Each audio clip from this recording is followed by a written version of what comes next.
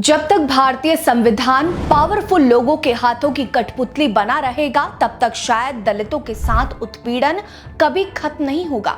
यहाँ केवल समाज में ही नहीं, बल्कि पूरे राजनीतिक सिस्टम में भी जातिगत भेदभाव की मानसिकता फैली हुई है। जहाँ सरकार और कानून को मजबूती देने वाले ही जातिवादी हो, ऐसे देश के दलितों की स्थिति कैसी होगी, इसका अंदाजा आप स्वयं लगा सकते हैं।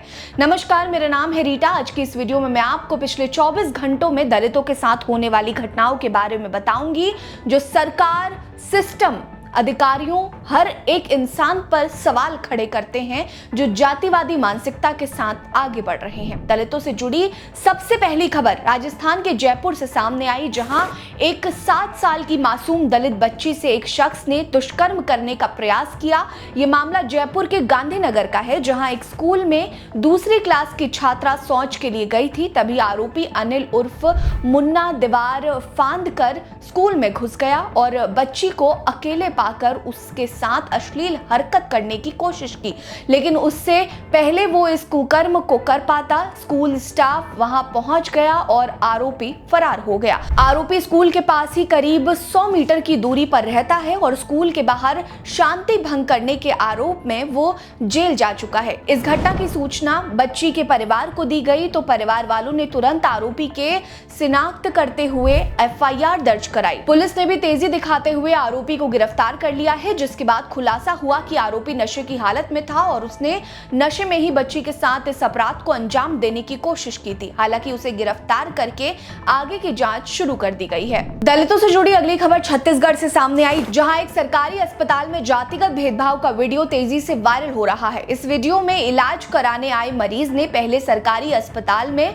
कार्यरत दलित डॉक्टर से पहले उसकी जाति पूछी गई, फिर उसे भिमटा कहकर जाति सूचक बातें कही गई। इस घटना में केवल दलित समाज का ही नहीं, बल्कि बाबा साहेब अंबेडकर का भी अपमान किया जा रहा है। ये घटना जसपुर जिले के सामुदायिक स्वास्थ्य केंद्र सीएचसी पथलगांव की है, जहां आशीष भगत नाम के सरकारी डॉक्टर से पहले उसकी जाति पूछी गई और फिर उसे अपमानित किया गया। इतना ही नहीं, इलाज कराने आया मरीज से जब डॉक्टर ने कहा कि सभी बाबा साहेब वाले हैं, बाबा साहेब ने सबके लिए किया है, तो वो शख्स पूरी तरह से मुकर गया। आशीष भगत की तरफ से इस पूरी घटना की शिकायत छत्तीसगढ़ डॉक्टर्स एसोसिएशन ने जसपुर के जिला दंडाधिकारी से की है और आरोपी के खिलाफ सख्त कार्रवाई की मांग की है, ताकि भविष्य में ऐसी घटना को दोबारा ना मुकाम दिया जाए। दलितों से जुड़ी अगली खबर झारखंड के गिरिडीह से सामने आई, जहां दलितों और गरीब लोगों को जानबूझकर टारगेट करके उनकी बस्ती खाली कराई जा रही है। ये घटना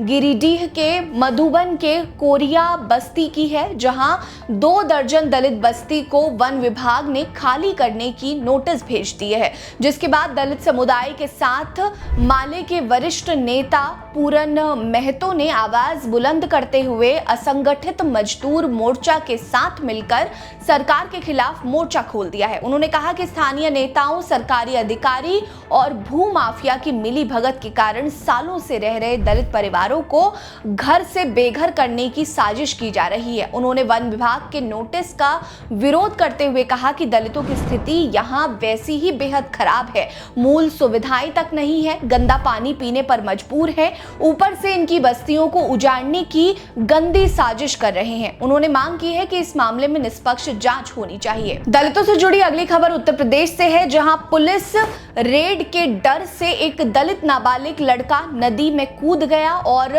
30 घंटे बीत जाने के बाद भी उसका कोई अता पता नहीं है। ये घटना कन्नौज जिले के गुरसहायगंज इलाके की है, जहां पुलिस छापेमारी के बाद पूछताछ से घबराए 10 साल के रामजीत ने नदी में छलांग लगा दी। एसपी विनोद कुमार ने इस घटना की जानकारी देते हुए कहा कि पुलिस टीम देवीपुरवा गांव में कमलेश कुमार के घर छापेमारी करने पहुंची थी, जहां उसके बड़े बेटे किशन पाल पर आरोप लगा कि 10 जनवरी को उसने एक नाबालिग का अपहरण किया था, लेकिन किशन पाल घर पर नहीं मिला तो उसके छोटे भाई रामजीत से पूछताछ शुरू कर दी, लेकिन तभी खेतों में काम कर रहे रामजीत के तीसरे उसके भाई धर्मवीर पर पुलिस वालों की नजर पड़ी तो वो घबरा गया और भागकर काली नदी में कूद गया। पुलिस और एनडीआरएफ की टीम उसकी तलाश कर रही है, लेकिन 30 घंटों से भी ज्यादा का समय हो चुका है, लेकिन वो अभी भी लापता है। इस घटना के बाद गुरसहायगंज थाना प्रभारी आलोक कुमार दुबे, नौरंगपुर चौकी प्रभारी हरीश कुमार और